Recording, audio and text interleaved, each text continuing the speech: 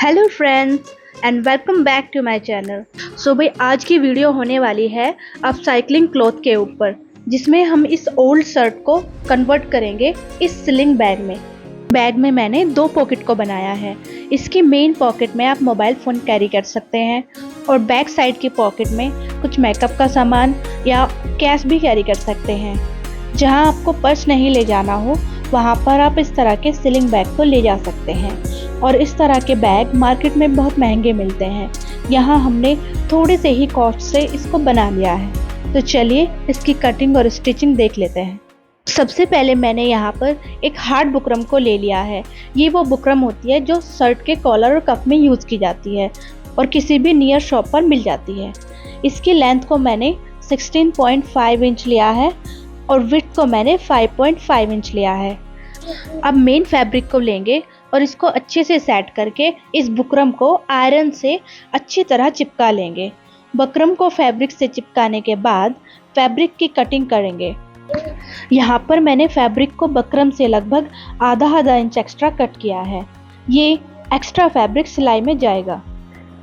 अब मुझे sling bag के कवर पार्ट को बनाना है, जिसके लिए मैंने बुकरम का एक पीस कट कर लिया है, जिसकी विड्थ को मैंने मेन पार्ट की विड्थ के अकॉर्डिंग ही लिया है 5.5 इंच और लेंथ को मैंने 4 इंच लिया है।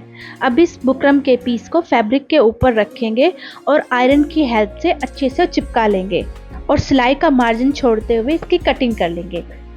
अब हमें स्लिंग बैग के बैक पॉकेट की कटिंग को करना है, जिसके लिए यहाँ मैंने फैब्रिक के एक पीस को लिया है। इसकी लेंथ को मैंने 8 इंच लिया है और इसकी विड्थ को मैंने 6.5 इंच लिया है। अब पॉकेट की विड्थ के अकॉर्डिंग जिप को कटिंग कर लेंगे। अब जिप को उल्टा करेंगे और फैब्रिक से इस तरह से मिलाते हुए सिलाई कर देंगे। यहाँ मैंने जिप को फैब्रिक से अटैच कर लिया है। अब यहाँ फैब्रिक के ऊपर एक सिलाई लगा देंगे। तो मैंने यहाँ पॉकेट के एक साइड में जिप को अटैच कर लिया है। अब हम फैब्रिक की एक पट्टी लेंगे, जिसकी विड्थ को मैंने 2 इंच रखा है। अब इसे जिप के ऊपर रखकर सिलाई लगा देंगे और इसके ऊपर भी एक सिलाई लगा देंगे। तो यहाँ मैंने पॉकेट में जिप को अटैच कर दिया है। अब इस जिप में लॉक डाल देंगे। तो इस तरह बैग की बैक पॉकेट को बनाकर रेडी कर दिया गया है। अब बैग के मेन पार्ट को लेंगे और इसका सेंटर निकालकर दोनों साइड कट लगा देंगे। तो ये देखो मैंने यहाँ पर 2 कट लगा लिए हैं। अब पॉकेट पार्ट को लेंगे और इसके एक्स्ट्रा फैब्रिक को कट करके इसे मेन पार्ट के ऊपर इस तरह से सेट करेंगे और यहाँ ये दोनों को अटैच कर देंगे। यहाँ से सिलाई करने के बाद अब पॉकेट के नीचे वाली साइड को अंदर की तरफ फोल्ड करते हुए सेंटर को ध्यान में रखकर यहाँ से अटैच कर लेंगे। पॉकेट को दोनों साइड से अटैच करने के बाद इसकी दोनों साइड में सिलाई कर लेंगे, जिससे पॉकेट अच्छे से अटैच हो जाए। तो यहाँ मैंने बैग में बैक पॉकेट को अटैच कर लिया है। अब मुझे बैग के कवर पार्ट को रेडी करना है, जिसके लिए मैंने इस पीस को लिया और इसके अकॉर्डिंग फैब्रिक के एक पीस को कट कर लिया है। अब इन दोनों पीस को इस तरह से रखकर 3 साइड से अटैच कर लेंगे और एक साइड को छोड़ देंगे।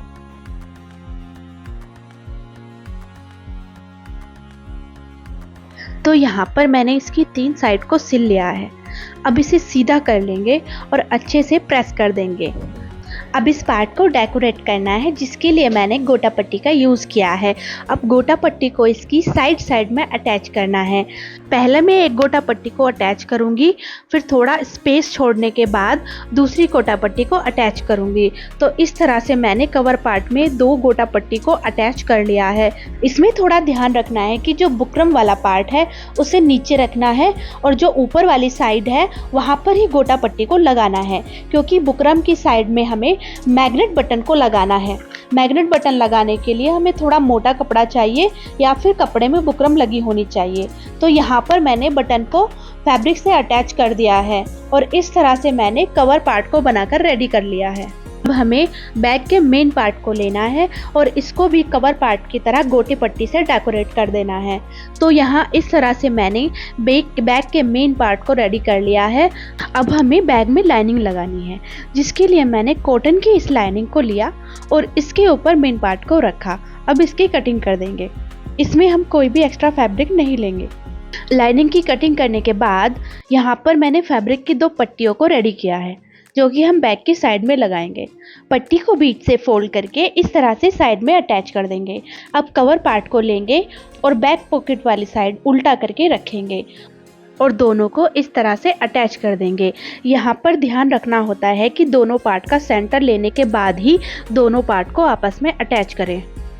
कवर पार्ट को अटैच करने के बाद अब लाइनिंग को लेंगे और इस तरह से मेन पार्ट को लेकर मेन पार्ट के ऊपर इस तरह से लाइनिंग को रखेंगे और लाइनिंग को दोनों साइड से मेन पार्ट से अटैच कर देंगे। लाइनिंग को मेन पार्ट से अटैच करने के बाद अब दोनों पार्ट को इस तरह से बीच में से पकड़ते हुए सही से सेट कर लेंगे और इस तरह से रख देंगे। अब इसकी दोनों साइड को अटैच करना है। इसकी एक साइड को मैं थोड़ा सा ओपन रखूंगी, जहां से हम बैक को राइट साइड में पलटी करेंगे।